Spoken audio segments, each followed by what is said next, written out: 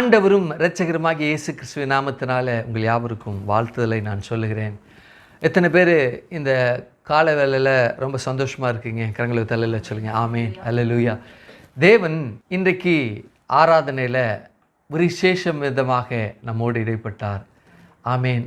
நிறைய காரியங்கள் நம்மோடு பேசினார். அல்லேலூயா. தீர்க்க தரிசனமாக அநேக காரியங்களை பேசினார். பிள்ளைகளை குறித்து, சபையினுடைய ஜனங்களை குறித்து, மற்ற உங்களுடைய எல்லா பிள்ளைகளையும் குறித்து தேவன் என்ன செய்தார்? அற்புதமாக பேசியிருக்கிறார். ஆமேன், அல்லேலூயா.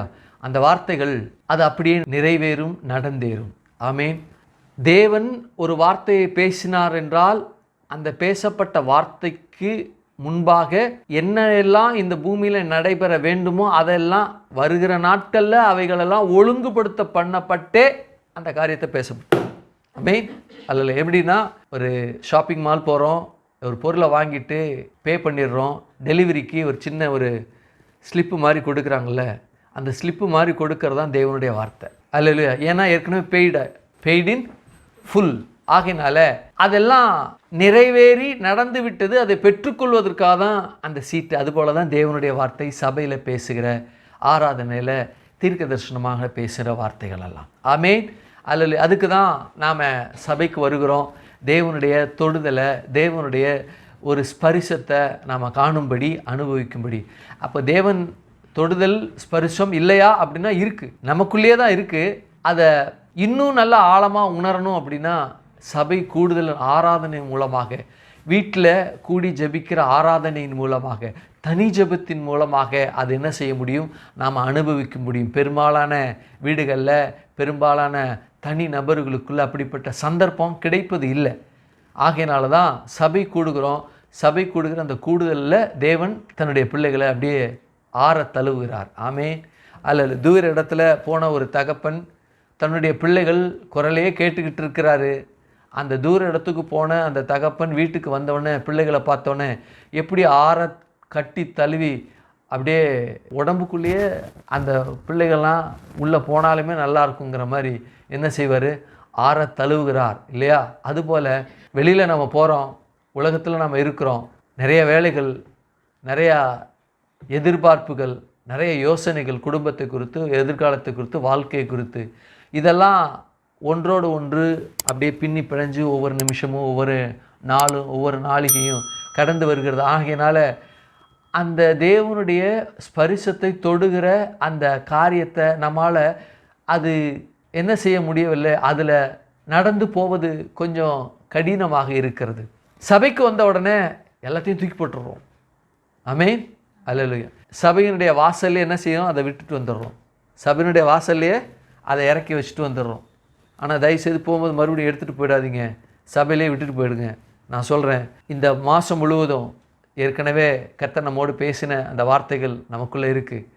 ஆகவே அந்த வார்த்தைகள் நம்மோடு என்ன செய்கிறது? ஒவ்வொரு நாளும் நமக்குள்ளே பயணிக்கிறதாக இருக்கிறது. ஆமேன், அல்லேலூயா. அப்போது தேவனாகிய கர்த்தர் நம்மோடு கூட அவர் பயணிக்க, நம்மை ஆற தழுவ அவர் ரொம்ப விரும்புகிறார். எப்படி தகப்பன் வந்தோடனே ஆற தழுவுறாரோ அதுபோல் என் பிள்ளைங்க வந்துச்சு, அப்பாடா, தனிப்பட்ட முறையில் என் பிள்ளைகளை ஆற தழுவுன்னு நினைக்கிறேன். ஆனால் பிள்ளைகளுக்கு சந்தர்ப்பம் கிடையாது. அதை அவர் அறிகிறார். குடும்பத்தோடு ஜெபிக்கணும்னு நினைக்கிறாங்க. ஆனால் ஒவ்வொருத்தரும் ஒவ்வொரு சூழ்நிலையில் அவங்க போயிட்டுருக்கறனால அதையும் நான் என்ன செய்கிறேன்? ஏற்றுக்கொள்கிறேன். இப்போ நீங்கள் வந்துட்டீங்களா பிள்ளைகளா, வாங்க பிள்ளைகளா. ஆமேன். அதுதான் நம்முடைய தேவன். அதுதான் இன்றைக்கு நம்முடைய ஆராதனையில் நடந்தது. தன்னுடைய வார்த்தையினால் பிள்ளைகளோடு பேசியிருக்கிறார். அந்த வார்த்தைகள் என்பது முடிக்கப்பட்ட நிலையில் தான் நமக்கு பேசியிருக்கிறாரே தவிர, இனிமேல் நடக்க வேண்டும் என்ற ரீதியில், நடப்பிப்பேன் என்ற ரீதியில் ஒருபோதும் தேவன் பேசுவது இல்லை, இல்லை, இல்லை. ஆமேன். அதற்கு மிகப்பெரிய உதாரணம், உலக தோற்றத்துக்கு முன்பாகவே அடிக்கப்பட்ட ஆட்டுக்குட்டின்னு சொல்கிற அந்த வார்த்தையை அவருடைய பார்வையில், அவருடைய பேச்சில் ஃபினிஷ்ட் அப்படி தான் இருக்குது. நடந்தேறி விட்டவைகளாக தான் அவர் பேசுகிற வார்த்தைகளாக இருக்கும். நான் தரேன் ஒரு வார்த்தை சொல்கிறாங்க அப்படின்னா, தேவன் தரேன் அப்படின்னா அவர் தந்து விட்டதுனால தான் தரேன்னு பேசுகிறார். நாம் அப்படி இல்லை, தரேன்னா இனிமே தரப்போகிறோம் அப்படி என்ற நிலையில் தான் நாம் பேசுவோம். ஆனால் தேவன் அப்படி இல்லை. தருவேன் என்றால் அவர் தந்து விட்டதுனால தான் தருவேன் என்று பேசுகிறார். ஏனென்றால் அவர் நேற்றும் இன்றும் என்றும் மாறாதவர் என்று நம் வேதத்தில் இருக்கிறது. அப்படி என்றால் நேற்றும் நான் இருக்கின்றேன், இன்றும் நான் இருக்கின்றேன், இனி வரப்போகிற நாட்களுக்கும் அந்த நாட்களில் உள்ள ஜனங்களுக்கும் அந்த நாட்களுடைய ஜனங்களுக்கு நீ பெற்றுக்கொள்கிற அந்த தருணத்திற்கு நான் இருக்கிறேன் என்று சொல்லப்படுகிற வார்த்தை தான் நேற்றும் இன்றும் மாறாதவர். ஆமென், அல்லேலூயா. அப்படிப்பட்ட நிலையில தான் நாம் இன்றைக்கு விசேஷித்த தொடுதலை ஒரு அனுபவித்தோம். தனிப்பட்ட ரீதியில் அதை அனுபவிக்க முடியல அப்படின்னாலும், குடும்பத்தில் நாம் அதை அனுபவிக்க முடியவில்லை என்றாலும், சபையில் இன்றைக்கு நாம் அனுபவிக்கிறோம், ஒவ்வொரு நாளும் அனுபவிக்கின்றோம். வாரத்தில் நம்ம கூடும்பொழுது கரங்களை தலையில் சொல்லுங்க. ஆமே ஆமே. நாம் விசுவாசத்தை குறித்து நாம் தியானித்து கொண்டு இருக்கிறோம். விசுவாசமானது நம்பப்படுகிற உறுதியும் காணப்படாதவர்களின் நிச்சயம் என்று சொல்லி எபிரேயர் 11:1 சொல்லப்பட்டிருக்கிறது. ஆமே. இந்த விசுவாசம் என்ற வார்த்தையை உலகத்துள்ள எல்லா உயிரினங்களும் பெற்றிருக்கின்றது. சிறிய பூச்சியிலிருந்து, பறவையிலிருந்து, விலங்கிலிருந்து எல்லாம் அதை பெற்றிருக்கு. அது தன் வாழ்வின் அடாப்டேஷனை பொறுத்து அதனுடைய விசுவாசமானது இருக்கின்றது. அவைகளும் தேவனை விசுவாசிக்கின்றது. ஆமே. கர்த்தர் எனக்கு இன்றைக்கு காலையில் எனக்கு நல்ல ஆகாரத்தை தருவார் என்ற நிலையில தான் ஒவ்வொரு அனிமலும் ஒவ்வொரு பறவையும் என்ன செய்யப்பட்டிருக்கு, பேசுகிறது. ஆமேன். யோபுல நம்ம வாசித்தோம்னா, காக்கை குஞ்சுகள் என்னை நோக்கி கூப்பிடும் பொழுது அவைகளுக்கு உணவை சவதரித்து கொடுப்பது யார் என்று சொல்கிறார். ஆமேன். திமிங்களுக்கு நான் உணவை கொடுக்கிறேங்கிறாரு.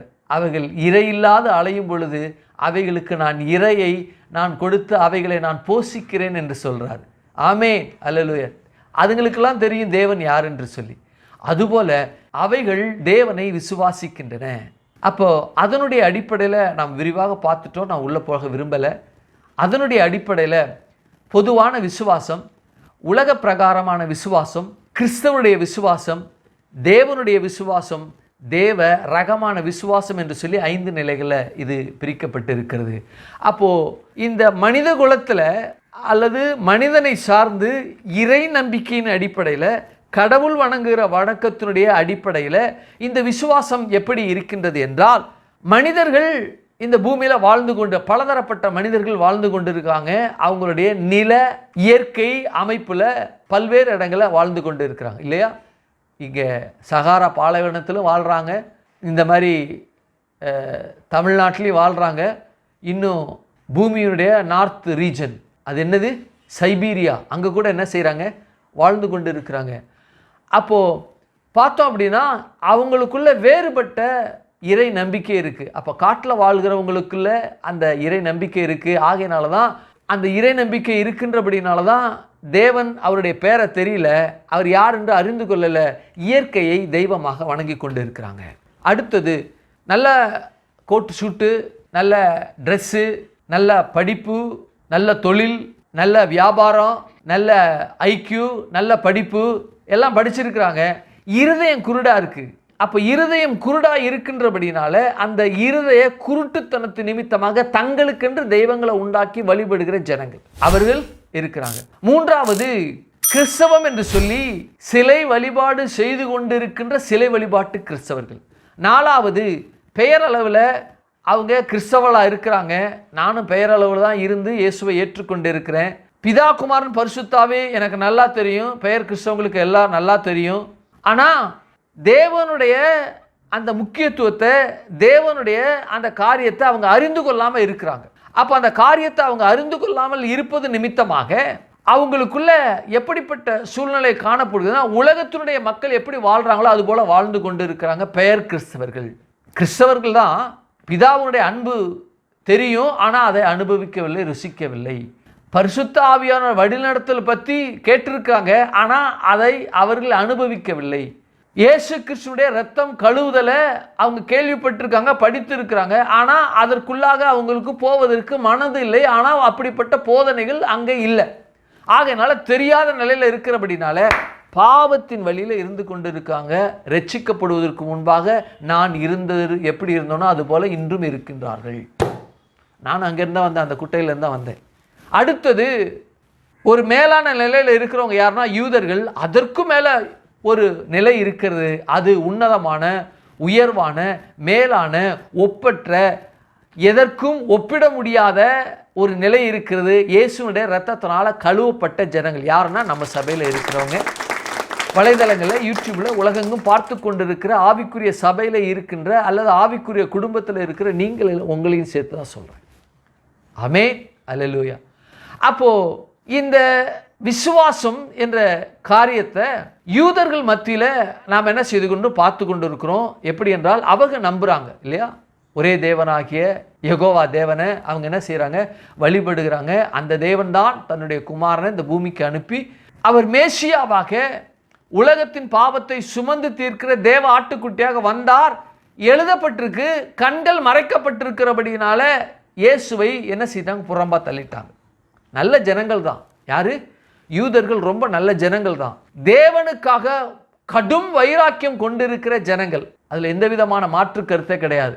அப்போ அவங்களுடைய நிலையில அவங்களுடைய பார்வையில ஆண்டவராகிய இயேசு கிறிஸ்து இந்த பூமிக்கு வந்த பொழுது அவரை ஏற்றுக்கொள்ள மனதா இல்லை. ஏனென்றால் அவங்க ஏற்றுக்கொள்ள அந்த தேவன் தான் வந்திருக்கிறாரு மனு உருக்கொண்டு என்று அவங்களால விளங்கி கொள்ள முடியல. ஆகையினால இயேசுவை புறம்பே தள்ளி அவரை என்ன செய்தாங்க, சிலுவையில் அறைந்தார்கள். அவர்களுக்கும் நம்பிக்கை இருக்கு. என்ன நம்பிக்கை இருக்கு? கடவுள் நம்பிக்கை இருக்கு. ஆனால் அந்த கடவுள் நம்பிக்கை கொண்ட அவர்கள் அதனுடைய வேதத்தில் சொல்லப்பட்ட வழிமுறைகள், சட்டத்திட்டங்கள், கோட்பாடுகள், இன்னும் 10 கட்டளைகள், கற்பனைகள், பண்டிகைகள் எல்லாம் இயேசுவை பற்றி தான் சொல்லப்பட்டிருக்கு. அது அவங்க கண்கள் மறைக்கப்பட்டிருக்கிறபடினால எப்படிப்பட்ட நிலையில் இருக்கிறாங்கன்னா அவங்களுக்கு ஒரு நம்பிக்கை இருக்கு. என்னென்றால் யெகோவாவாகிய அவர்தான் எங்களுக்கு தேவன். ஆமென். இஸ்ரவேலை கேள், உன் தேவனாகிய கர்த்தர் ஒருவரே. ஆமென். ஹியர் ஓ இஸ்ரேல், அவர் காட் இஸ் ஒன் என்று என்ன செய்யப்பட்டிருக்குன்னா பேசப்பட்டிருக்கு. அப்போ அதே தேவன் தான் இங்கே வந்திருக்கிறாரு பூமிக்கு. அந்த தேவனை அவங்க லிட்ரலா எழுத்தின்படியே அவங்க பார்க்குறாங்க. வசன நிறைவேறுதலின்படி பார்த்துருந்தாங்கன்னா இயேசுவை என்ன செய்து கொண்டிருப்பாங்க, ஏற்றுக்கொண்டிருப்பாங்க. எழுத்தின்படியே பார்த்தது நிமித்தமாக அப்படியே நிற்கிறாங்க. அப்போதான் அவங்களுக்குள்ள ஒரு மனுஷன் இருந்தான். அந்த மனுஷன் பேரு யாரு? நிக்கதேமு என்ற ஒரு மனுஷன் இருந்தான். அந்த நிக்கதேமு அவன் யூதன், பரிசேயன், அது மாத்திரமல்ல போதகன். ஆண்டவர்கிட்ட எல்லாம் ரகசியமாக எல்லா விஷயத்தையும் அவன் கேட்பான். யாரும் அறியாத நேரத்தில், தெரியாத நேரத்தில், இரவோடு இரவாக இந்த நிக்கதேமு என்ன செய்வான், கேட்பான். தேவனோடு, ஆண்டவராக இயேசு கிறிஸ்துவோடு அவன் பேசுகிற ஒரு மனுஷனாக காணப்பட்டான் என்று வரலாற்றறிஞர்லாம் பேசுகிறாங்க. அப்போது அவன் பேசும்பொழுது ஆண்டவராகிய கர்த்தர், சரி இவன் இரட்சிப்புக்கு ஏதுவான ஒரு மனுஷன் என்று தேவன் கண்டு, நம்முடைய பிதாவாகிய தேவன், குமாரனாகிய தேவன், பரிசுத்த ஆவியாகிய தேவன், திருத்துவ தேவன், அந்த திருத்துவ தேவனில் ஒரு தேவனாகிய இயேசு கிறிஸ்து இந்த பூமியில் அவர் அந்த நிக்கதேமை பார்த்து, நீ மறுபடியும் பிறக்க வேண்டும் அப்படின்னார். நான் எப்படி பிறக்க முடியும்? எங்கள் அம்மா வயிற்றில் போய் பிறக்க முடியுமா அப்படின்னு அவன் கேட்குறான். நீ போதகனாக இருக்கியே, மோசே ஆகமத்தை நீ வாசிக்கிறியே, நீ அதை கூட போதிக்கிறியே, அங்கே வெண்கல சிற்பத்தை அவன் வனாந்தரத்தில் உயர்த்தினான் இல்லையா, அதுபோல் நான் உயர்த்தப்பட்டிருப்பேன், என்னை நோக்கி நீ பார்க்கணும். அப்போது அவங்க இஸ்ரவேல் ஜனங்க நோக்கி பார்த்த பொழுது பாம்பின் விஷத்தினால் கடிபட்டவர்கள் மரிக்காத அளவிற்கு பார்த்தவர்கள்லாம் பிழைத்து கொண்டாங்க. பாவம் என்கிற பாம்பு உன்னையும் உன் மூதாதையரும் உலகத்துள்ள எல்லா ஜனங்களையும் தீண்டி இருக்கிறது. அந்த விஷத்தோட தான், விஷம் தீண்டப்பட்ட நிலையில தான் ஒவ்வொரு மனுஷனும் இந்த பூமியில் வாழ்ந்து கொண்டு இருக்கு. ஆகவே என்ன நோக்கி பார்க்கணும் அப்படின்னார். எப்படி பார்க்கணும்? நான் சட்டத்திட்டங்கள், நியமனங்கள், கோட்பாடுகள் எல்லாம் நான் பார்த்துட்டேன், வழிமுறையெல்லாம் பார்த்துட்டேன், பண்டிகையெல்லாம் பார்த்துட்டேன், மாத பிறப்பெல்லாம் உங்களை பற்றி தான் பேசுது. அது என்னை கழுவலை கர்த்தாவே, இயேசுவே என்னை கழுவலை, எதுவுமே என்னை கழுவ முடியலை, நான் இன்னும் பாவியாக தான் இருக்கிறேன் என்று நான் உணர்றேன், உம்முடைய இரத்தத்தினால என்னை கழுவுங்க என்று சொல்லி நீ அப்படி பார்க்க வேண்டும் அப்படின்னார். அப்போ உலகத்தில் உள்ள மக்கள் என்ன, அவங்க எப்படி பார்க்கணும் அப்படின்னா அதையும் நான் சொல்லிடுறேன். உலகத்தில் இருக்கிற மக்கள் தேவனை, இப்போ உலகத்தில் இருக்கிற ஜனங்கள் மோனோதீசம், பாலிதீசம் என்று சொல்லி இருக்கக்கூடிய 2 விதமான ஜனங்கள் இருக்காங்க இறை நம்பிக்கையின் அடிப்படையில். ஒரு கடவுள் வணக்கம் உள்ளவர்கள், பல கடவுள் வணக்கம் உள்ளவர்கள் இருக்கிறாங்க. ஒரு கடவுள் வணக்கம் என்று இருக்கிறவங்க, இந்த கடவுள் தான் எனக்கு அப்படின்னு சொல்லி இருக்கிறவர்கள், ஓ இது கடவுள் இல்லை, நான் ஏதோ ஒரு வழியாய் மூதாதையர்கள் சில கற்பித்த அந்த காரியங்களை இவர்தான் கடவுள், நான் வணங்கிக்கிட்டு இருக்கேன், இயேசுவே உண்மைதான், நீர் தான் கடவுள் என்று எனக்கு தெரிந்தது, ஆகவே உம்முடைய இரத்தத்தினால கழுவுங்க என்று சொல்லி அவன் பார்க்கவும், பாலிதீசம், அதில் உள்ள நம்பிக்கை உள்ள அவங்க, நான் எவ்வளோ கடவுள்கிட்ட நான் போயிட்டேன், என்னுடைய பாவம் என்னுடைய கர்மா போகத்தக்கதாக நான் எத்தனையோ கடவுள்கிட்ட விதவிதமாக ரகரகமாக வகை வகையாக பேருள்ள எல்லா கடவுள்கிட்டையும் போயிட்டேன், என் பாவம் எனக்குள்ள இன்னும் இருக்கிறது என்று சொல்லி நான் அறிகிறேன், என்னை கழுவப்படலை, நான் எவ்வளவோ கிரியை செய்துட்டேன், எவ்வளோ யாத்திரை போயிட்டேன், என்னென்னவோ என் உடலெல்லாம் நான் வருத்தி பார்த்துட்டேன், அதன் நிமித்தமாக இந்த பூமியில் எந்த கடவுளும் நான் வணங்கின எந்த கடவுள் வந்து என்னுடைய பாவத்தை கழுவவில்லை, என் பாவத்தை போக்கவில்லை. இயேசுவே, உம்மிடம் நான் வந்திருக்கிறேன், நீர்தான் உண்மையான கடவுள் என்று நான் உம்மிடத்தில் வந்திருக்கிறேன், உம்முடைய இரத்தத்தினால என்னை கழுவுங்க என்று சொல்லி அவர்கள் அப்படிப்பட்ட நிலையில் கேட்டார். ஆமென், அல்லேலூயா. அப்போ நிக்கதேமு என்ன செய்தா? கேட்கணும் அப்படின்னு சொன்ன பிறகு அப்பதான் தேவன் ஒரு அற்புதமான வார்த்தையை பேசினார். யோவான் 3:16, தேவன் தம்முடைய ஒரே பேரான குமாரனை விசுவாசிக்கிறவனும் அவன் கெட்டு போகாமல் நித்திய ஜீவனை அடையும்படிக்கு அவரை தந்துருளி. யாரை தந்துருளி? இயேசுவை தந்துருளி இவ்வளவாய் உலகத்தில் அன்பு கூர்ந்தார். அன்பு கூர்ந்தார் என்று சொல்லப்படுகிற வார்த்தையை பார்த்து கொண்டு இருக்கிறோம். அப்போ அன்பு கூர்ந்தார் எப்போ அன்பு கூர்ந்தார்?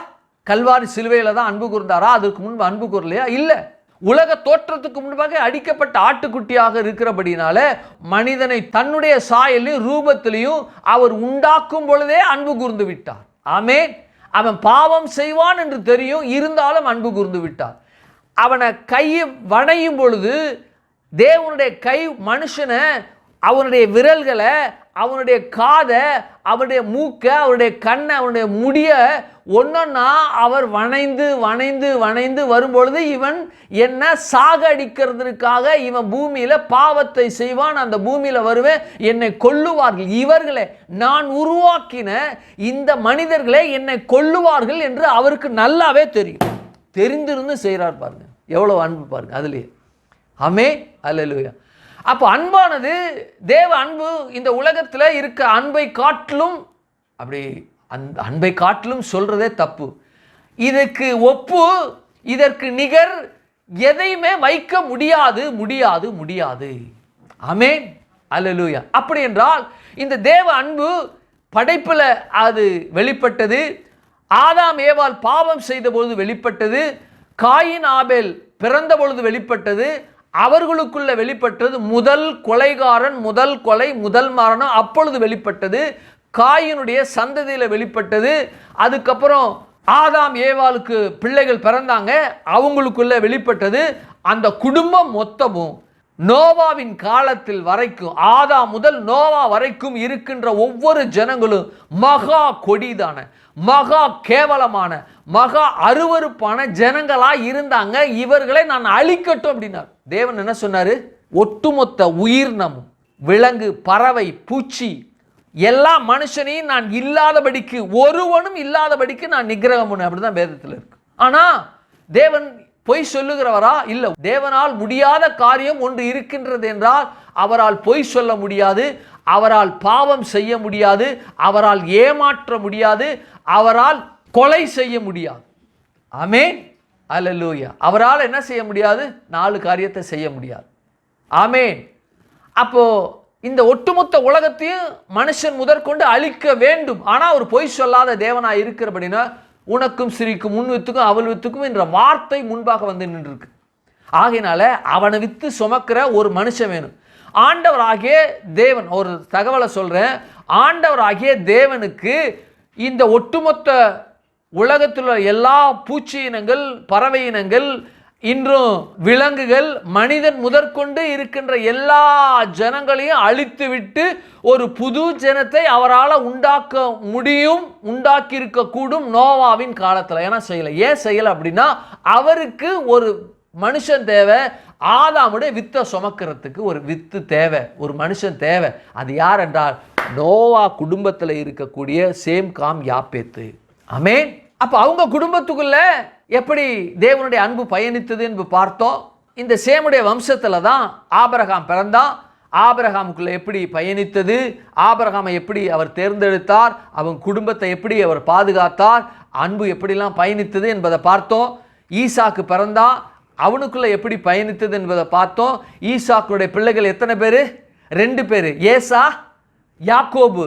அவங்களுக்குள்ள எப்படி பயணித்தது என்று பார்த்தோம்.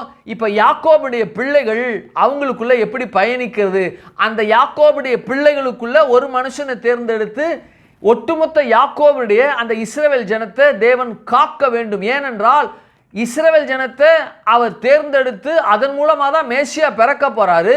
அப்போ இஸ்ரவேல் ஜனத்தினுடைய அல்லது இஸ்ரவேலுடைய புத்திரர்களை இஸ்ரவேலை அதாவது யாக்கோபையும் யாக்கோபுடைய பிள்ளையும் அவர் பாதுகாத்தால் தான் அந்த சந்ததியில் இயேசு பிறக்க முடியும். அந்த இயேசு பிறக்கணும்னா இந்த யாக்கோபுடையும் அவருடைய பிள்ளைகளையும் பாதுகாக்க அவனுடைய பிள்ளைகளுக்குள்ளேருந்து ஒரு மனுஷனை தேர்ந்தெடுத்தார். அந்த மனுஷனை தேர்ந்தெடுக்கும் போதே உங்களையும் என்னை பார்த்து விட்டார். ஆமென், அல்லேலூயா. நம்முடைய தேவன் அப்ப நடப்பது மாத்திரம் நடப்பித்து வரதை பார்த்துக்கலாம் இல்லை, அவர் உலகத்தின் முடிவு வரைக்கும், இன்னும் சொல்லப்போனா நித்திய காலம் வரைக்கும் என்னென்ன சம்பவங்கள் என்று சொல்லி அவருக்கு மறைவான எந்த விதமான வஸ்து இல்லை. வேதத்தில் சொல்லப்பட்டிருக்கு அவருக்கு மறைவான காந்தி இல்லை என்று சொல்லி. ஆமென். அப்போ யாக்கோப இந்த தேர்ந்தெடுத்த பொழுது அந்த யாக்கோபை தேர்ந்தெடுத்து அவனுக்குள்ள ஒரு யோசேப்பை தேவன் தேர்ந்தெடுக்கும் பொழுது நம்மையும் பார்த்து விட்டார். சபையில் உட்கார்ந்து கொண்டு இருக்கிற உங்களை பார்த்துட்டாரு, உங்களை பார்த்தாரு, உங்கள் பேர் என்னன்னு தெரியும், உங்கள் குடும்பம் என்னன்னு தெரியும், எப்படி ரட்சிக்கப்படுவீங்கன்னு தெரியும், எப்படி ஏற்றுக்கொண்டீங்க, எப்படி விசுவாசத்தில் இருக்கீங்கன்றது எல்லாம் அவருக்கு தெரியும். மாற்றுக்கருத்தே கிடையாது. ஆமே. உங்கள் பேர் இனிஷியல், உங்கள் அப்பா அம்மா யார், உங்கள் சந்ததி எல்லாம் அவருக்கு தெரியும். ஆமேன், அல்லேலூயா. அப்போது அப்படிப்பட்ட தேவன் என்ன செய்கிறார் என்றால் இந்த யாக்கோபை பாதுகாக்கணும். அவனுடைய பிள்ளை செத்துட்டான்னு இவன் நினச்சிட்டு இருக்கிறான். பிள்ளை சாகலை. இந்த பிள்ளைகளை பாதுகாப்பதற்காக யாக்கோபினுடைய பிள்ளைகளை பாதுகாப்பதற்காக தேவனாய கர்த்தர் யோசேப்பை தேர்ந்தெடுத்தார். இப்போ யோசேப்பை போய் பார்க்க போகிறான். யோசேப்பு சகல பரிவாரத்தோடு அப்பாவை அழைச்சிட்டு வர்றதுக்கு ஆள் அனுப்பியிருக்கான், வண்டி அனுப்பியிருக்கான். அங்கே போயிடுச்சு, நின்றுச்சு இல்லையா? சரி. கடந்த வாரத்தில் இந்த யாக்கோபு என்ன செய்கிறான்னா, வாசிங்க ஆதியாகமத்தின் புத்தகம் 46:1 வாசிங்க. இஸ்ரவேல் சேர்த்துக்கொண்டு போய் போதும். இந்த பலியிட்டான் என்ற வார்த்தையை தான் நாம் பார்த்து கொண்டு இருக்கிறோம். ஏன் இவன் பலியிடணும் அப்படின்னு கடந்த வாரத்தில் நாம் பார்த்தோம் இல்லையா? ஒரு நன்றி செலுத்துவது நிமித்தமாக. என்ன நன்றி? நான் உயிரோடு இருக்கிறேன், என் மகன் சாகலை, அவனை நான் போய் பார்ப்பேன், அவன் என்ன செய்வான், என் கண்களை அந்திம காலத்தில் என் மரணத்தின் போது அவன் என் கண்களை மூடுவான் என்று சொல்லி அப்படிப்பட்ட நிலையில் நான் இருக்கிறேன் என்று சொல்லி என்ன செய்யலாம், அந்த 4 காரியத்துக்காக போய் என்ன செய்கிறான், போய் பலி செலுத்த போகிறான். ரைட். அப்போ பலி என்று சொல்லப்படுகிற இந்த வார்த்தை, பலி எப்போ கொடுக்கப்பட்டுச்சு? இஸ்ரவேல் ஜனங்களுக்கு எப்போ கொடுக்கப்பட்டுச்சு பலி? இஸ்ரவேல் ஜனங்கள் எப்படி பலி செலுத்தணும், சர்வாங்க பதன பலி, போஜன பலி, பான பலி, அசைவாட்டும் பலி, நன்றி பலி, சமாதான பலி, போஜன பலி, இவைகளை எல்லாம் எப்படி செய்யணும், அதற்கான முறைமைகள் என்ன, அதற்கான சடங்குகள் என்ன என்று சொல்லி என்னென்ன பறவைகள் என்னென்ன மிருகங்கள் எப்படி எப்படிலாம் வந்து செய்யணும் என்று சொல்லி எல்லாவற்றையும் டீட்டெயிலாக பின் பாயிண்ட்டாக அவங்கள்ட்ட கொடுத்துட்டார் இல்லையா? யாக்கோபு கொடுத்தாரா? இஸ்ரவேலுக்கு கொடுத்தாரா? இல்லை. ஆபிரகாமுக்கு கொடுத்தாரா? இல்லை. நோபாவுக்கு கொடுத்தாரா? இப்படிலாம் பலி செலுத்து நோவாவுக்கு கொடுத்தாரா? ஆபிரகாமுக்கு கொடுத்தாரா இப்படிலாம் கொடுக்கணும்னு? ஆபிரகாமுக்கு அவர் சொன்னாரா அப்படின்னா இல்லை. பலி இதெல்லாம் செய்யணும், இப்படிப்பட்ட காரியங்கள்லாம் செய்யணும், சர்வாங்க தகனெல்லாம் பலிலாம் பண்ணணும் அப்படின்னு கேட்டாங்களா? இல்லை. நோவாவுக்கு இல்லை. ஏன்? ஆபேலுக்கும் இதை சொன்னாரானா? இல்லை. எங்கே இது செய்யப்பட்டது, எங்கே பேசப்பட்டிருக்கு, எங்கே சொல்லப்பட்டிருக்கு அப்படின்னா, முதல்ல பலியை என்ன செய்யப்பட்டது? தேவனால் இன்ட்ரடியூஸ் பண்ணப்பட்டது, தேவனால் அறிமுகப்படுத்தப்பட்டது. போன வாரத்தில் நம்ம அதைத்தான் பார்த்தோம் இல்லையா? எப்படி இந்த ஏதேனுடைய பலி, ஆபிரகாமுடைய பலி, இன்னும் தேவனாகிய கர்த்தர் கல்வாரியிலே தன்னைத்தானே பலியாக கொடுத்தார் என்று 3ஐயும் ஒப்பிட்டு என்ன செய்த பார்த்தோம் இல்லையா? இன்றைக்கு இந்த பலி எதற்கு அவர் கொடுக்க வேண்டும், எதற்காக அவர் கொடுத்தார் ரொம்ப முக்கியம். ஏன்னா கடந்த வாரத்தில் முடிக்கும் பொழுது நான் சொன்னேன், இந்த பலிலாம் என்ன, அந்த பலியில் எவ்வளவு தன்மைகள் இருக்குது, அவைகளினால் என்ன பெற்றுக்கொள்கிறோம், இதை முதல்ல யார் அறிமுகப்படுத்தினா என்பதை குறித்து பார்க்க போகிறோம் என்று சொன்னோம். இன்றைக்கு என்ன செய்தோம்னு பார்த்து கொண்டு இருக்கிறோம். ஆமேன். கரங்களை தலையில் சொல்லுங்கள். ஆமே. அப்போது நம்முடைய தேவன் இந்த ஏதேனில் அதை பலி செலுத்தி, ஒரு மிருகத்தை பலி செலுத்தி தோலுடைய உண்டாக்கின பொழுது பலினா என்ன, எப்படி செய்ய வேண்டும் என்று சொல்லி கல்வாரி சிலுவையில் அடிக்கப்படுகிற அந்த காரியத்தை மறைமுகமாக அல்லது நிழலாட்டமாக ஆதாம் ஏவாளுக்கு கற்றுக் கொடுத்த நிமித்தமாக ஆபேல் என்ன செய்தான், பலி செலுத்தினான். எப்படி பலி செலுத்தினான் அப்படின்னா, இஸ்ரவேல் ஜனங்கள் லேவியராகமத்தில் பலி செலுத்தினது போல பலி செலுத்தினார்களா என்றால் இல்லை. சர்வாங்க தகன பலி எப்படி செலுத்தணும், சந்து சந்தா துண்டு துண்டா கொழுப்பெல்லாம் தனியாக எடுத்துட்டு அதை ரத்தமெல்லாம் வடித்து ஒன்று கூட இல்லாமல் வடித்துட்டு, இன்னும் தொடக்கறி என்ன பண்ணணும், இன்னும் ஈரல் என்ன பண்ணணும், இன்னும் மற்ற உறுப்புகள்லாம் என்னென்ன பண்ணணும்னு சொல்லி டீட்டெயிலாக என்ன செய்கிற கொடுக்குறார். அப்படி பண்ணானா அப்படின்னா வரலாற்று சொல்கிறாங்க இல்லை, ஜஸ்ட்டு அந்த ஆடை அறுத்து ஆபேல் என்ன செய்தான், அந்த பலிபீடத்தின் மேலே அதை கிடத்தி அதற்கு என்ன செய்தான், நெருப்பு எரியூட்டி அப்படி அவன் வணங்கினான் என்று சொல்லி வரலாற்றறிஞர்கள்லாம் பேசுகிறாங்க. சரி, அப்போ இந்த பலி என்று சொல்லப்படுகிற அந்த வார்த்தை என்று சொல்லப்படுகிறது இல்லையா, இது ரொம்ப அவசியமாய் நாம் பார்க்கப்பட வேண்டியதாக ஒன்றாக இருக்குது. என்ன அப்படின்னா, பலியின் மூலமாக தான் ஒரு மீட்பு என்று சொல்லி தேவன் ஏதேன்லேயே தேவன் என்ன செய்து விட்டார், நியமித்து விட்டார். பலியின் மூலமாக தான் மீட்பு என்று சொல்லி இது ஏதேனில் தான் அப்படின்னு சொல்லப்படுகிறதா, இன்னும் ஆழமாக பார்த்தா உலக தோற்றத்துக்கு முன்பாகவே அதை பேசிட்டாரு. என்ன செய்ய, நான் அடிக்கப்பட்ட ஆட்டுக்குட்டி அப்படின்ட்டார்.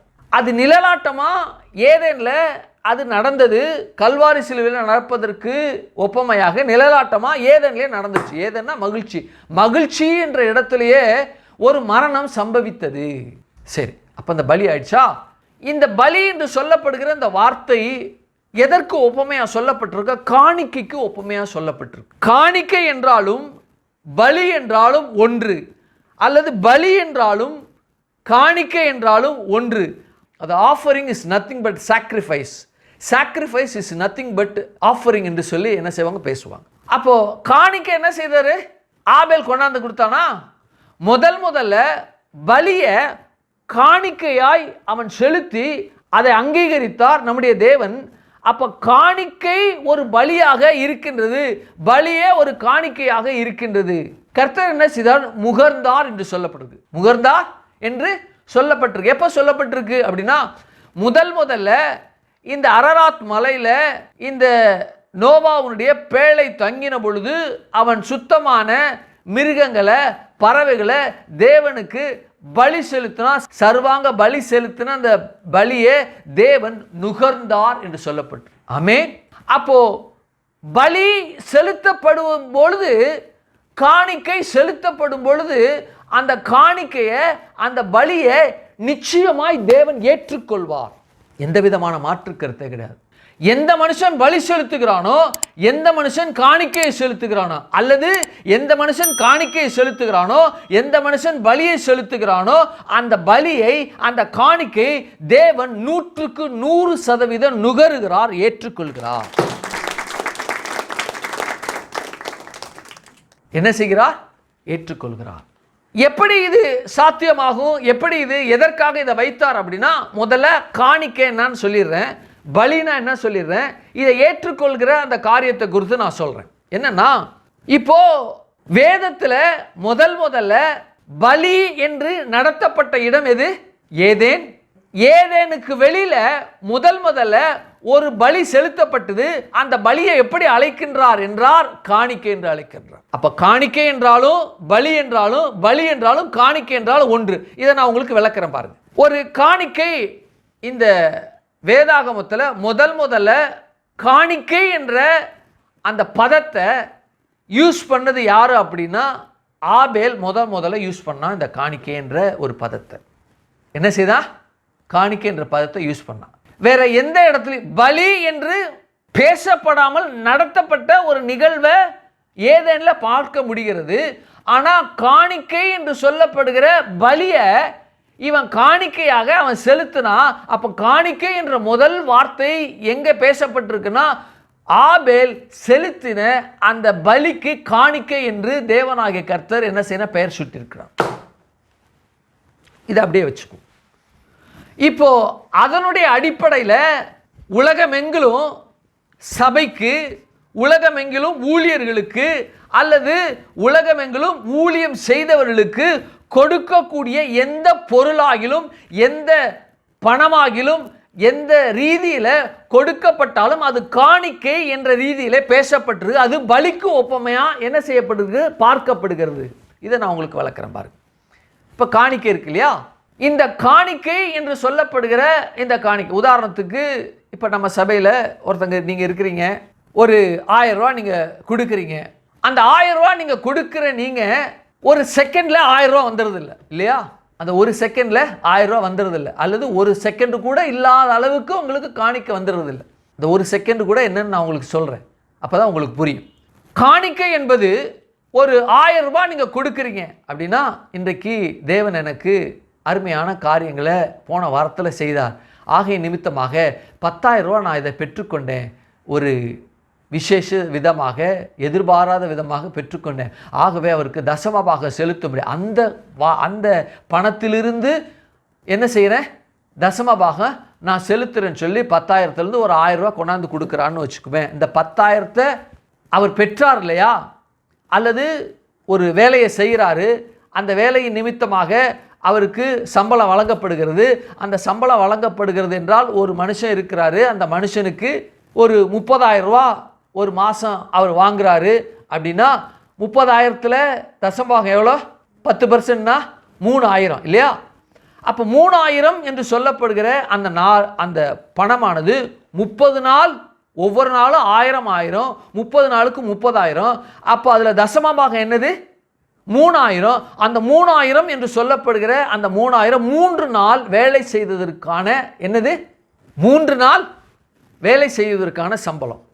இந்த 3 நாள் இருக்கு இல்லையா, 3 இரவு 3 பகல் இருக்கு இல்லையா, இந்த 3 இரவும் 3 பகலும் அவர் தன்னுடைய ஜீவிய நாட்கள் அதில் பயணித்து இருக்கிறது. 3 நாள் வாழ்ந்திருக்கிறார், வாழ்க்கை அது. 3 நாள் தன்னுடைய ஞானத்தை என்ன செய்திருக்கிறாரு, செலவிட்டு இருக்கிறாரு.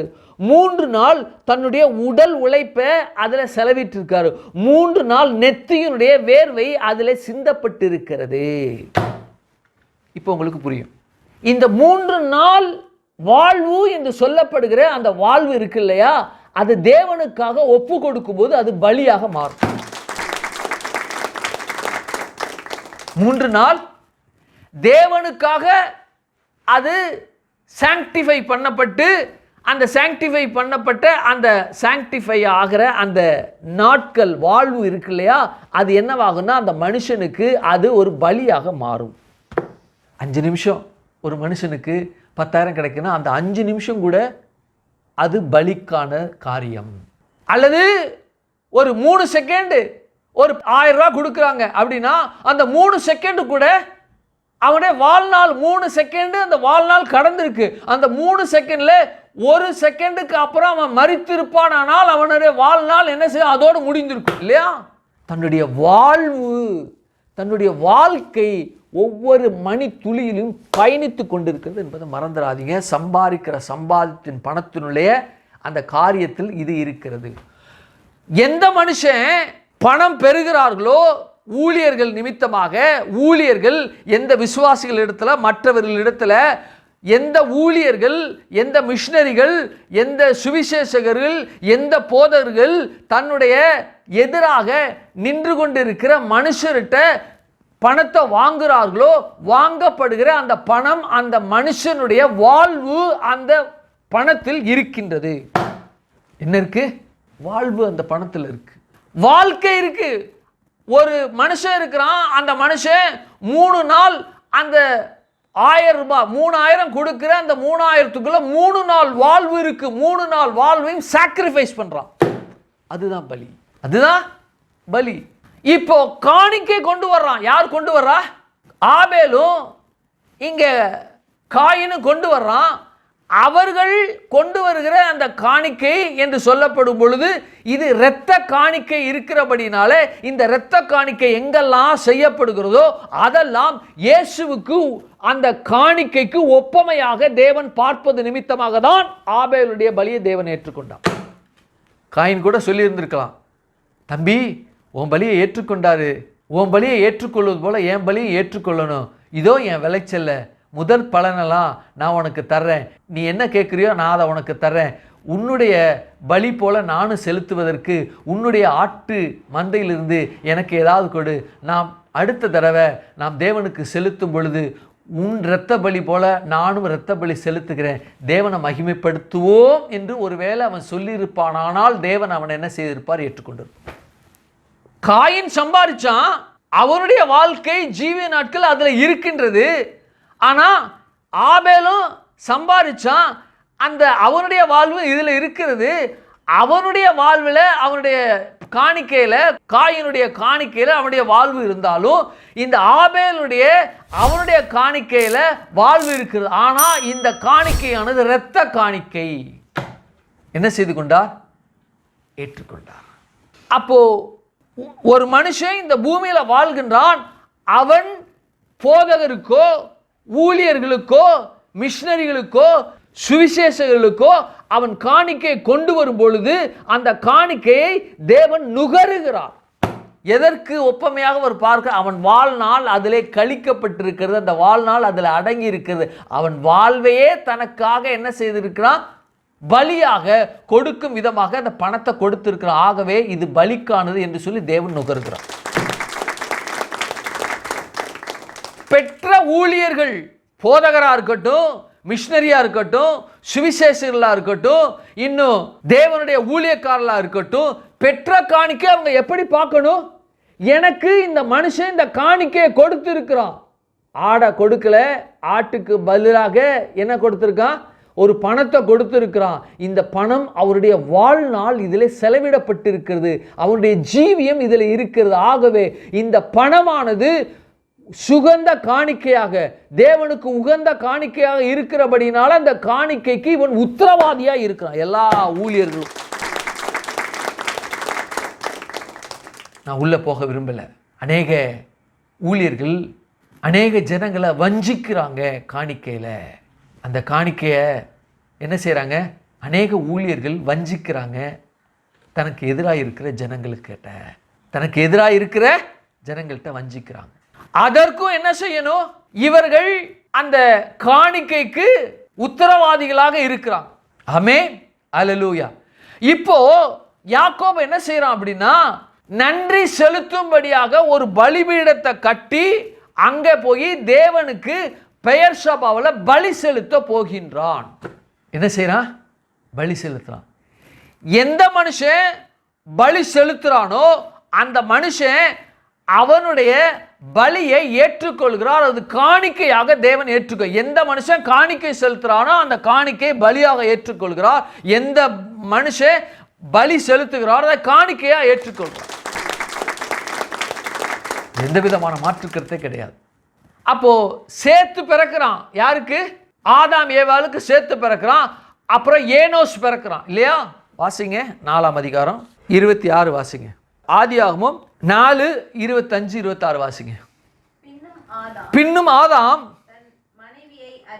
அறிந்தான், அவள் ஒரு குமாரனை பெற்று காயின் கொலை செய்த ஆபேலுக்கு பதிலாக தேவன் எனக்கு வேறொரு புத்திரனை கொடுத்தார் என்று சொல்லி அவனுக்கு சேத் என்று பெயரிட்டார்.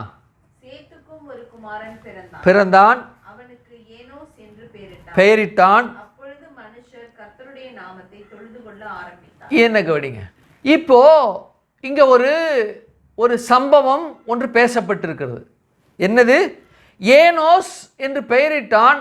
அப்பொழுது என்ன செய்யப்பட்டிருக்கு? மனுஷர் கர்த்தருடைய நாமத்தை தொழுது கொண்டார்கள் என்று சொல்லு.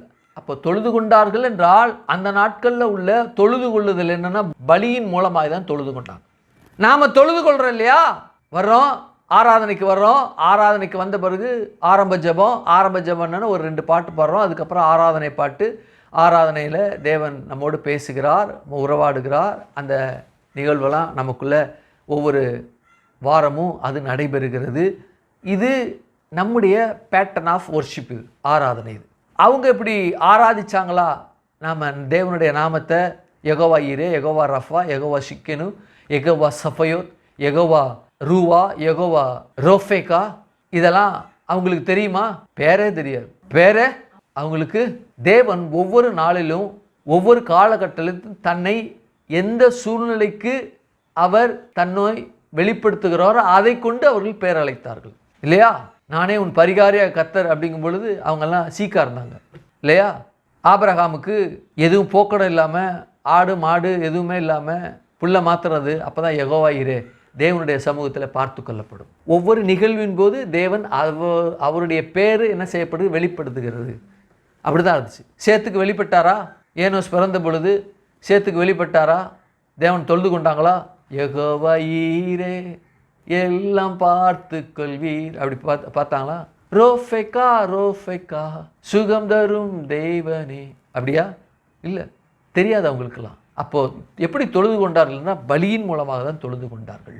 அப்போ இந்த ஆராதனை என்பது, பலி என்பது, காணிக்கை என்பது ஆராதனைக்கு ஒப்புமையாக சொல்லப்பட்டிருக்குங்க. பலியும் இந்த காணிக்கையும் ஆராதனைக்கு ஒப்புமையாக சொல்லப்பட்டிருக்கு. ஆகையினால தான் நாம் ஒவ்வொரு வாரமும் பலி ஒவ்வொரு வாரமும் நாம் காணிக்கை செலுத்தும்போது இந்த காணிக்கை ஆராதனையில் நாம் பங்கு பெறுவோம் என்ற வார்த்தையை நம்ம பேசுகிறோம். ஏன் அப்படின்னா காணிக்கை என்பது பலிக்கு ஒப்புமையாகவும் பலி என்பது காணிக்கை ஒப்புமையாகவும் சொல்லப்பட்டிருக்கிறது. இந்த காணிக்கை, இந்த பலி என்று சொல்லப்படுகிற இந்த வார்த்தை அவரை ஆராதிப்பதற்கு சமம். அவரை என் வாழ்க்கையினுடைய தருணங்கள் செலவிடப்பட்டு இதோ பணமாக பொருளாக கர்த்தாவே உமக்கு நான் கொடுக்கிறேன் என்று சொல்லி அவரை ஆராதிக்கிறோமா? என்ன செய்யப்படுகிறோம்? இந்த ஆராதனை என்று சொல்லப்படுகிற இந்த வார்த்தை ஆங்கிலத்தில் என்ன சொல்லப்பட்டிருக்கு அப்படின்னா, ஏனோஸ் பிறந்த பொழுது கர்த்தருடைய நாமத்தை தொழுது கொண்டார்கள்.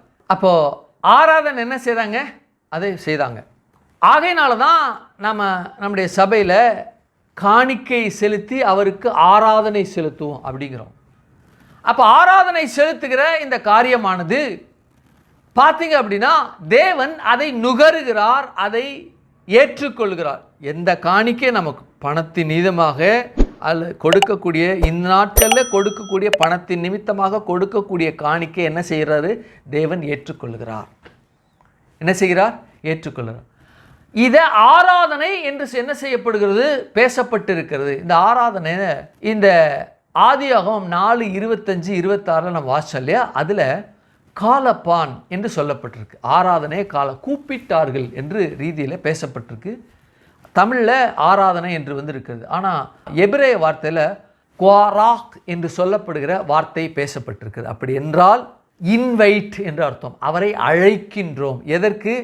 நான் கொடுக்கின்றேன், நீர் வாரும் என்று சொல்லி முதல்ல அழைக்கிறோம்.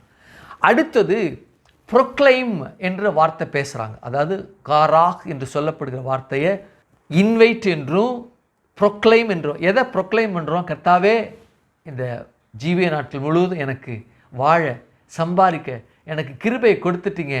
ஆகவே நீர் மாத்திரமே என்னை பலப்படுத்துகிறார். என்னால் இதை செய்திருக்க முடியாது. ஆகவே நீரே உயர்ந்தவர், நீரே மகத்துவமானவர் என்று சொல்லி ப்ரொக்ளைம் பண்ணுறோமா?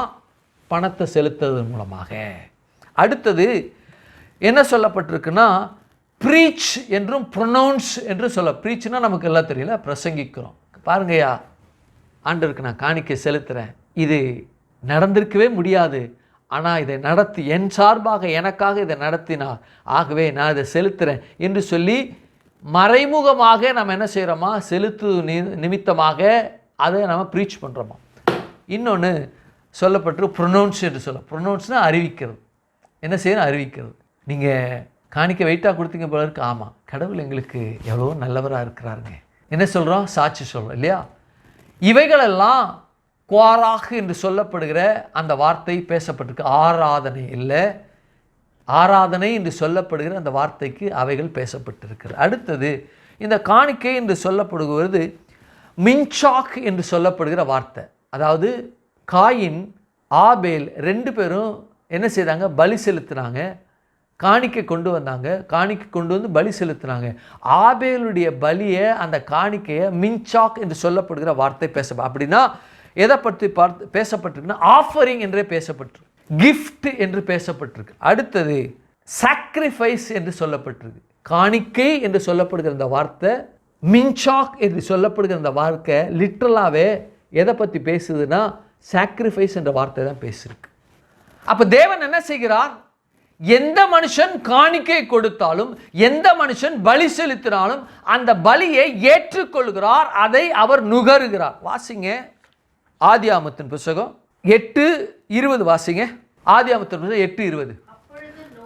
அப்பொழுது நோவா கட்டி மிருகங்களிலும் பறவைகளிலும் தெரிந்து கொண்டு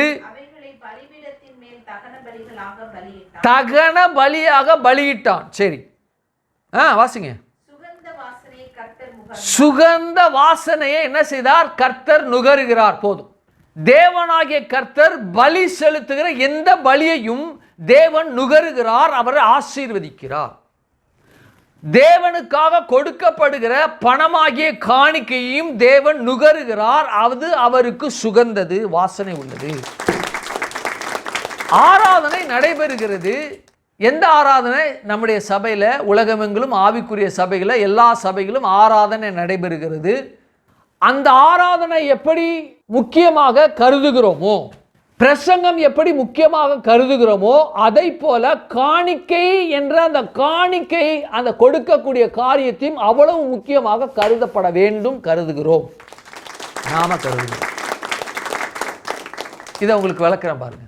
ஆராதனையில் என்ன செய்கிறோம்? ஆண்டவரே, எங்களுக்கு நலமான காரியத்தை செய்தீங்க, எங்களை பாதுகாத்தீங்க, உம்முடைய நாமம் பரிசுத்தம் உள்ளது, உம்முடைய நாமம் எங்களுக்கு பரிகாரமானது, பரிகாரத்தை செய்தது, நோய் இல்லாமல் எங்களை வைத்தது, எங்களை பாதுகாத்தது, எங்களை போஷித்தது, எங்களை அழைத்தது, எங்களை ரட்சித்தது, எங்களை பாவமர கழுவினது உம்முடைய நாமம் என்று சொல்லி என்ன செய்கிறோம்? அவரை ஆராதிக்கிறோம். ஆராதனை என்பது பாடல் மூலமாக இந்த தேவனுக்கு எடுக்கக்கூடிய ஆராதனை என்பது பாடல் மூலமாக, வாயின் மூலமாக, மொழியின் மூலமாக செலுத்தக்கூடியது ஆராதனை. இது எந்த சபையிலாவது ஆரம்ப ஜெபம் ஆரம்பித்த உடனே எல்லாம் பைபிள் எடுங்க என்று சொல்லி போகிறதில்லை. ஒருவேளை பிரசங்கத்தினுடைய அளவு குறைச்சிருந்தாலும் ஆராதனையின் அளவு எவ்வளோ இருக்கும்? சில சபைகள்லாம் 1.5 மணி நேரம் 2 மணி நேரம் ஆராதனை வச்சுட்டு 20 நிமிஷத்திலே மெசேஜை முடிச்சிட சபைகள் இருக்குது.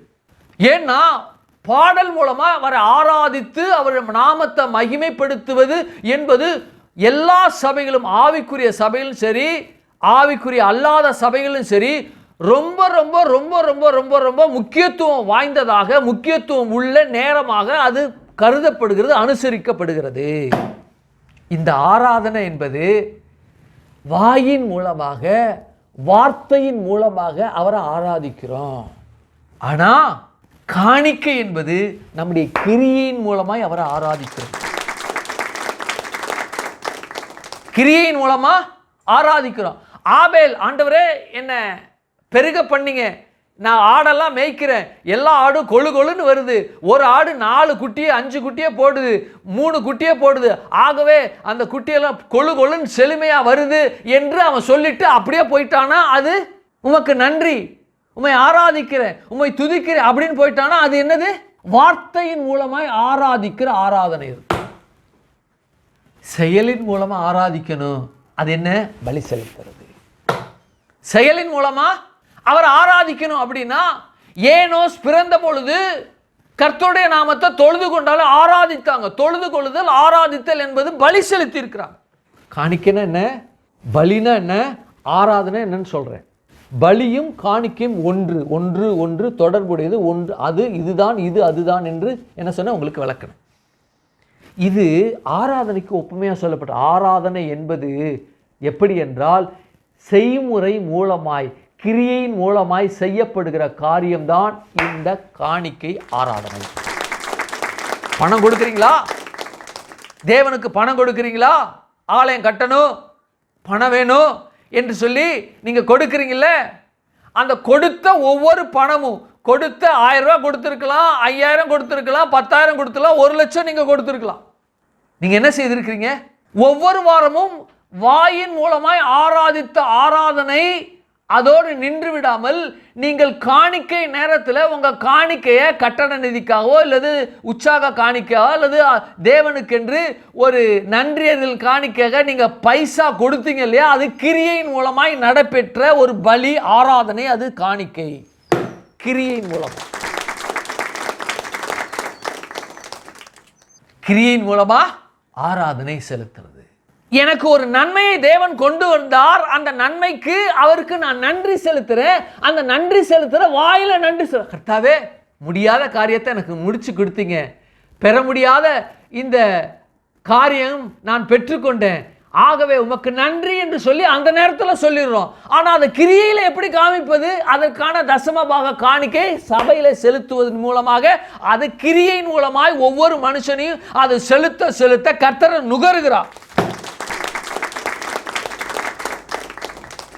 பலி, காணிக்கை, ஆராதனை இதற்கு சமம். மாற்றுக்கருத்தே கிடையாதுங்க, மாற்றுக்கருத்தே கிடையாது. இந்த காணிக்கை என்பது கிரியின் மூலமாய் செய்யப்படுவது நிமித்தமாக அதற்கான பலனை இந்த பூமியில் அவர்கள் அடையாமல் அவர்கள் ஜீவிய நாட்கள் இந்த பூமியை விட்டு போகாது போகாது போகாது. ஏன்? ஊழியக்காரன் என்ற நாமத்து நிமித்தம் ஒரு கலசம் தண்ணீர் கொடுத்தாலும் இம்மையில அடைந்தாயிட்டு. இங்க வாழ்க்கையில, இந்த பூமியின் வாழ்க்கையில அதை அடைந்து கொள்வீங்க, 100 அதை பெற்றுக்கொள்வீங்க என்று சொல்லி தேவனாகிய கர்த்தர் தன்னுடைய வாக்கை பேசியிருக்க. அவருடைய வாக்கு பொய்த்து போவது இல்லை. 30,000 சம்பளம், 3,000 நான் தேவனுக்கு நான் கொடுக்கிறேன். இந்த 3,000ங்கிறது 3 நாள் என்னுடைய வாழ்நாள், என்னுடைய இந்த சரீர உழைப்பை, இதை என் ஜீவிய நாட்களை காணிக்கையாக அவருக்கு கொடுக்கிறேன், பலியாக நான் கொடுக்கிறேன். அந்த நாளை 3,000 கர்த்தர் பார்க்குறாரா? என் பிள்ளை நான் செய்த காரியத்தை மறக்கலை, பலியா அது எனக்கு கொண்டு வந்து அதை கொடுக்குது, நான் நுகருகிறேன். ஆடு, மாடு, கோழி இதை நினைத்தை காட்டிலும் மனிதர் கொடுக்கின்ற இந்த காணிக்கை, மனிதர் செலுத்துகிற இந்த காணிக்கை விசேஷமான. தேவன் நுகருகிறார். தேவன் அதை நுகர்ந்து அந்த பிள்ளைகளை ஆசீர்வதிக்கிறார். ஆமென். அதை ஏற்றுக்கொள்ளுகிறார், அதை அங்கீகரிக்கிறார். அல்லேலூயா. ஒருவேளை ஆபேல் ஆட பலியிடாம அவனும், டேய் அண்ணே நீ கொழுமையானதை கொண்டு வர்ற, எனக்கும் கொடு, நான் ஆட்டை கொடுக்குறேன், எனக்கும் கொடு அப்படின்னு சொல்லிட்டு 2 பேரும் கிரெயின்ஸை தேவனுக்கு படைச்சிருந்தாங்கன்னா 2 பேரும் ஏற்றுக்கொண்டு இருப்பார்.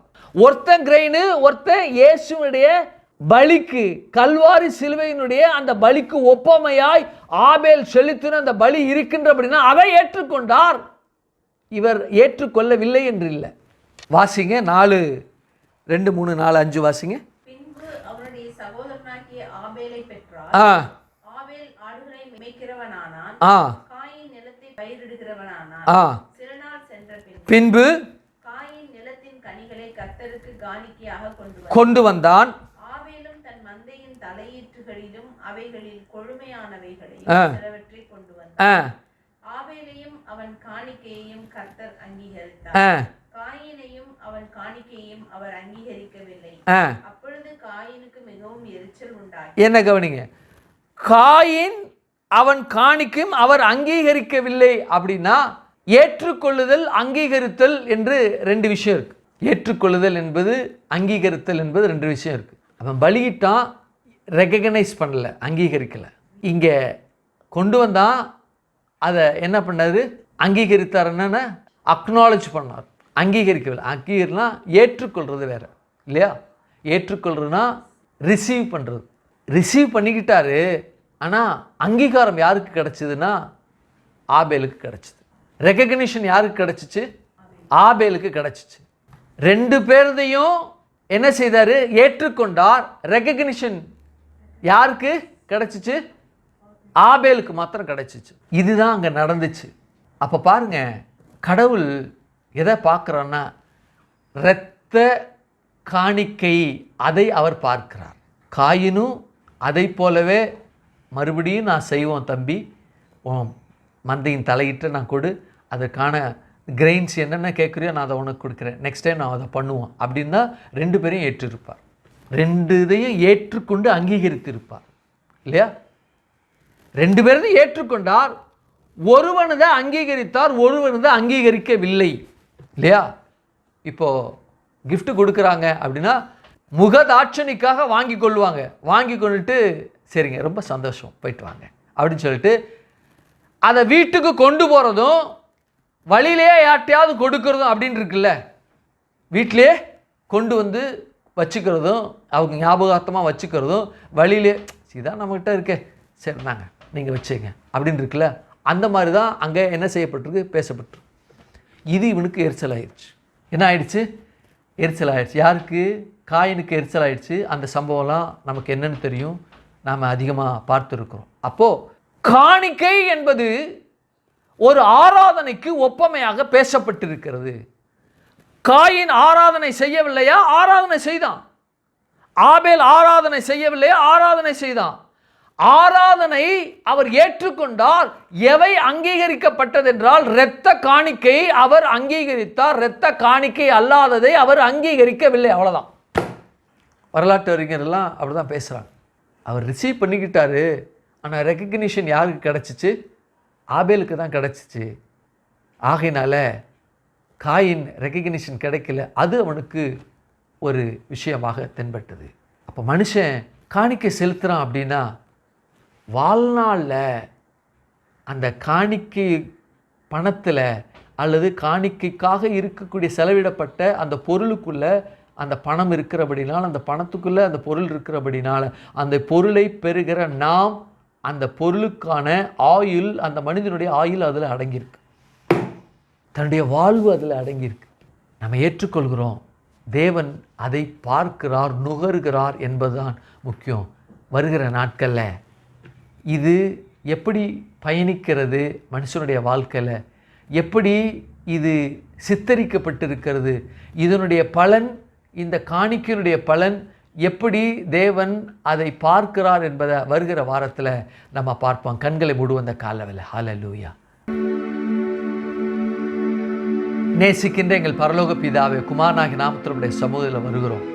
கர்த்தாவே, இந்த காணிக்கையின் மூலமாக, பலியின் மூலமாக ஆண்டவரே ஸ்தோத்திரம்.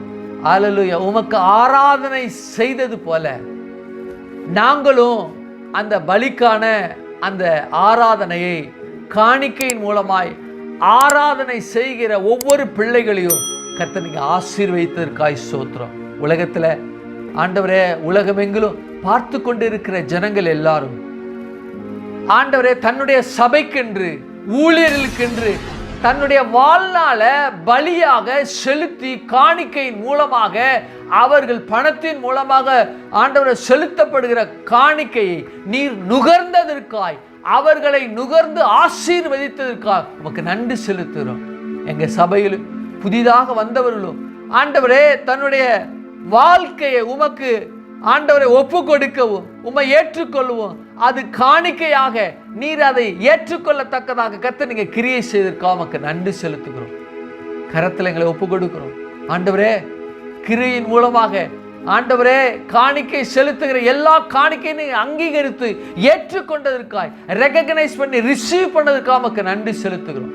உலகம் எங்கிலும் ஆண்டவரே மருத்துவமனையில ஆண்டவர் இருக்கிற பிள்ளைகளை கர்த்தாவே உம்முடைய கரம் கொண்டு அவர்களை நீர் ஆசீர்வதித்ததற்காய், கரம் கொண்டு அவர்களை சுகப்படுத்துவதற்காக உமக்கு ஸ்தோத்திரம்.